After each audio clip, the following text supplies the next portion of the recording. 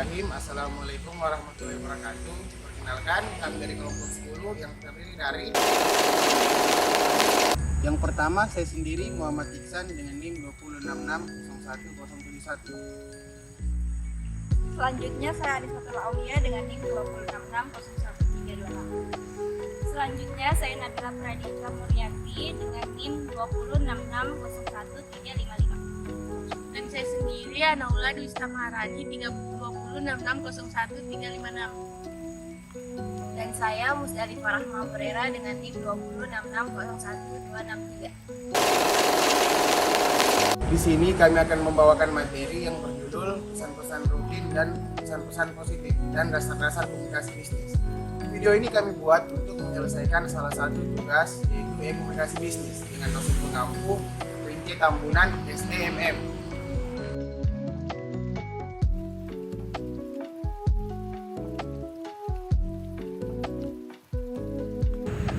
Pesan rutin adalah penyampaian pesan yang berkaitan dengan kegiatan bisnis sehari-hari yang bersifat rutin, penting, dan segera.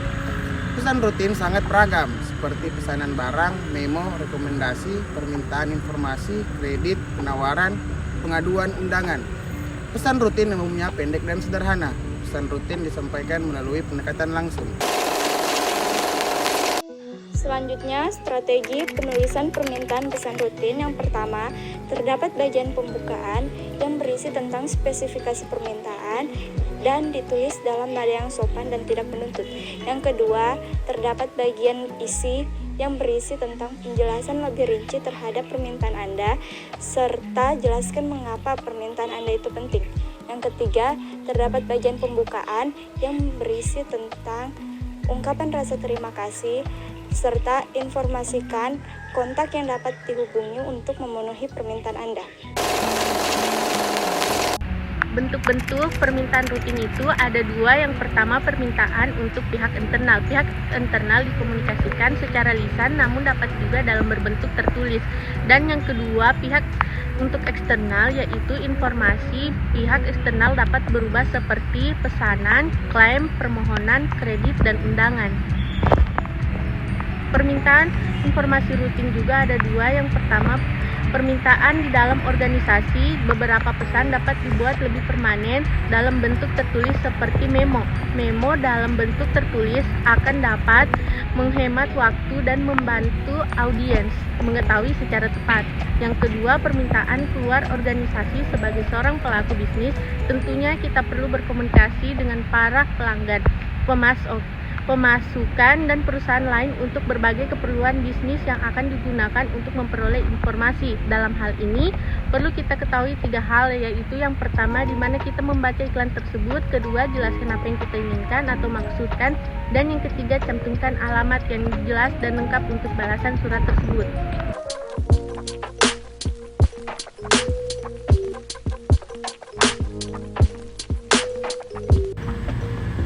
Pesan positif adalah pesan-pesan bisnis yang memberikan kesan menyenangkan kepada pihak lain yang meliputi good news dan goodwill. Pesan good news adalah surat yang menginformasikan kabar baik atau berita yang menyenangkan. Pesan goodwill dengan niat baik, lebih menekankan pada upaya menjaga hubungan personal atau kekeluargaan. Selanjutnya, keunggulan menulis permintaan pesan positif. Yang pertama, meningkatkan pemahaman secara komprehensif dan menyeluruh saat pertama kali membaca pesan. Yang kedua, dapat mempersingkat waktu para pembaca karena mereka dapat langsung mengetahui apa maksud dari pesan tersebut. Kelemahan menulis permintaan pesan positif. Yang pertama, orang cenderung menyampaikan pesan sesuai dengan cara berpikirnya. Yang kedua, orang cenderung sulit mengubah pola pikir yang to the point. Selanjutnya, pesan kritis dan review adalah pesan-pesan yang memberikan kesan positif dan menyenangkan bagi pihak lain sehingga para pelaku bisnis dapat mengembangkan dan menjaga hubungan yang baik.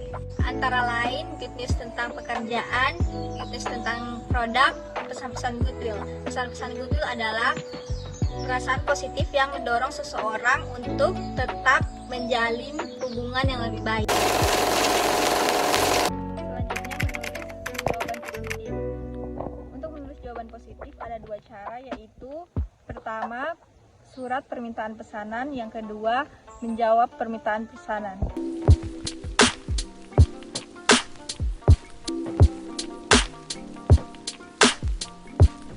Komunikasi bisnis adalah komunikasi yang digunakan dunia bisnis yang mencakup berbagai macam jenis dan bentuk komunikasi untuk mencapai tujuan bisnis. Komunikasi verbal, komunikasi yang lazim digunakan dalam dunia bisnis untuk menyampaikan pesan-pesan bisnis kepada pihak lain, baik secara tertulis maupun lisan. Komunikasi nonverbal, sebuah proses penggunaan pesan tanpa kata yang menimbulkan makna. Tujuan komunikasi bisnis adalah pertama, informasi atau informing, kedua, memberi persuasi atau persuading, ketiga, melakukan kolaborasi atau kolaboratif.